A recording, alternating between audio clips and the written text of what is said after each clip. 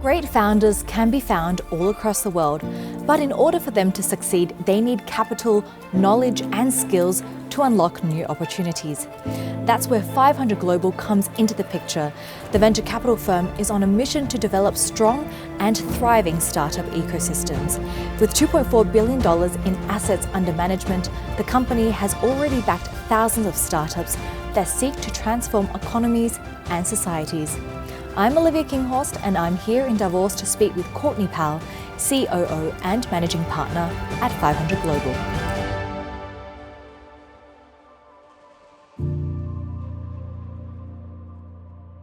Courtney, lovely to have you joining us here for the forum in lovely Davos. Can you just start by sharing us an overview of what 500 Global does and its aim? Well, thank you so much. It's wonderful to be here in Davos for the first time, and I'm really happy to be able to share a little bit more about 500.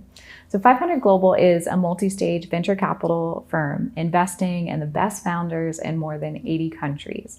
We're really pleased to be able to invest into companies at the seed stage all the way through pre-IPO, being able to support founders through their startup journey and evolution. We've been here nearly, 11 years since 500 was born. We've invested in nearly 3,000 companies and today have nearly 50 unicorns across our portfolio, over half of which come from outside of the United States. So it's a very special place working at 500, and it's an incredible honor really to be able to support founders along their entrepreneurial journey. So it's a huge company, a lot of assets under management. What does your work entail on a daily basis? Sure. So as COO, my work really evolves around the business of 500, as I like to say.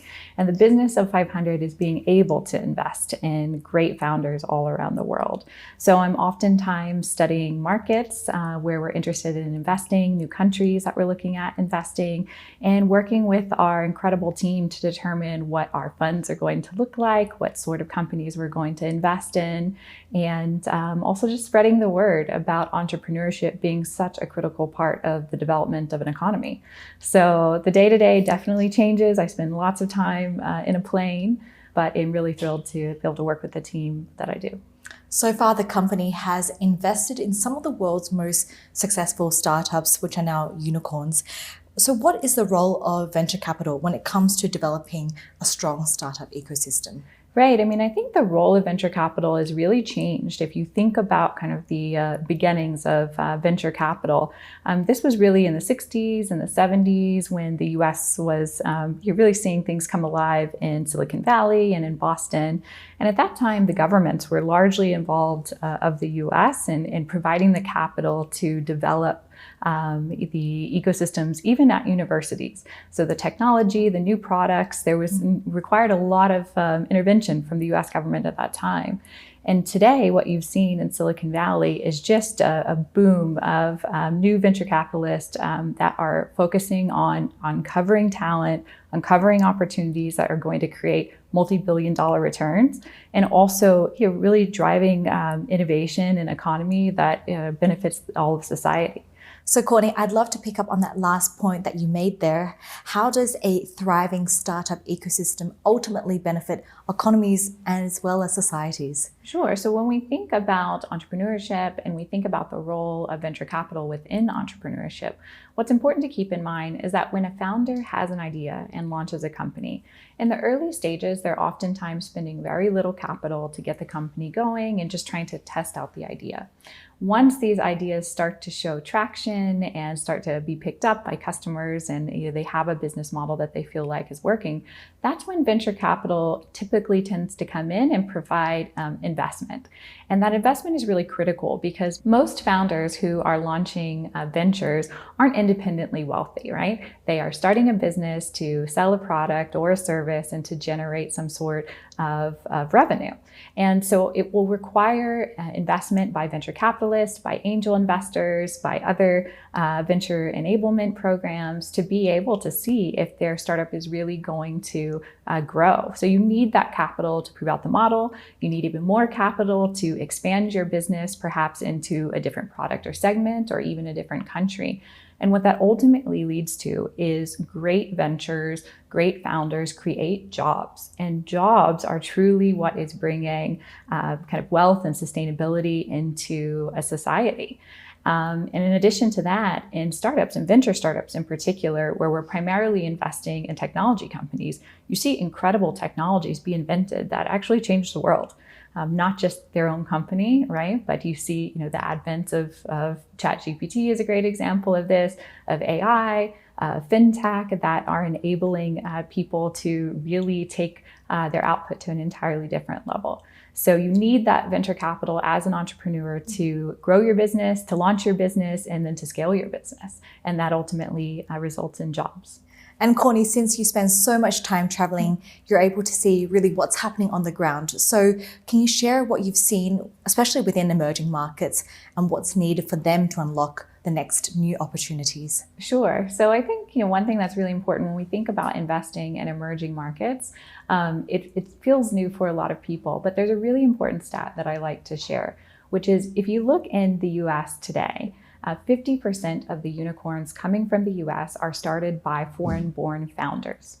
When you look overall at the CEOs of unicorns within the US, over 80% are foreign-born. So the talent, certainly in the tenacity to develop these incredible startups and software has always existed.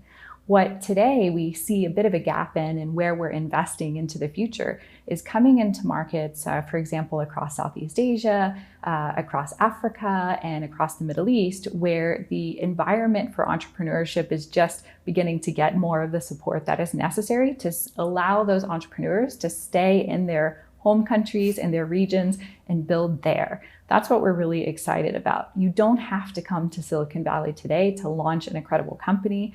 More and more, we're seeing countries, for example, if we talk about the Middle East, over the last 5 years, there's been a massive transformation in Saudi Arabia. You've seen a lot of government support and a lot of investment into companies coming from the region. The same for the United Arab Emirates and Egypt. So very exciting times across the Middle East as we see many more founders launching businesses and growing, seeing a lot of success. I'm particularly excited about Africa in the coming few years. We've made over 100 investments in the continent of Africa, but looking forward to having kind of more formal support and team infrastructure across the continent. There's a massive population in Africa who are developing incredible products that can serve these markets, and you're also starting to see the regulatory support there. I think for years you've seen kind of aid come into Africa. But what we view our contribution to society is really just empowering these investors to create jobs, to create opportunities, and see a sustainable ecosystem and a growing economy be supported by entrepreneurship. So most people are surprised when we talk about our portfolio of nearly 50 unicorns. Nearly half of those companies come from outside of the United States.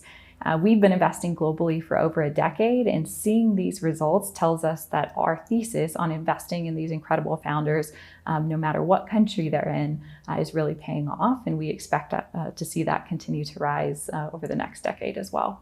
There's a lot on your plate, and I'd love to finish up with a look at the 500 Global Rise Report. It's the first time you've released such a pivotal report about the future of the tech landscape and what's going to happen in the next decade.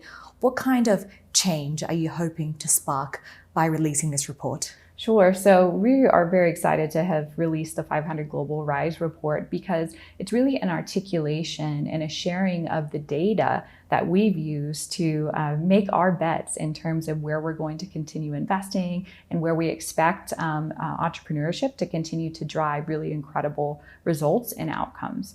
So we took a look at nearly 30 countries around the world where we could see that there was a growing population, there was a large youth population, there was government support for entrepreneurship and access to Wi-Fi, to cell phones, really the infrastructure that we know we need to see an incredible startup hub be built.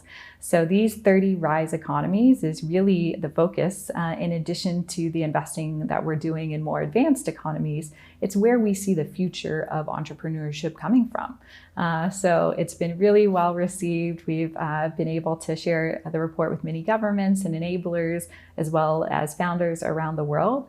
And I think it's really an illumination of why we have developed the thesis that we have and why others should consider investing globally and thinking about entrepreneurship as a global game. Courtney, there is a lot on the horizon, but it also seems there needs to be a lot of work done. So keep up with your work, and thank you so much for sharing your insights today and joining us at the forum. Thank you. It's been wonderful to be here with you in Davos today.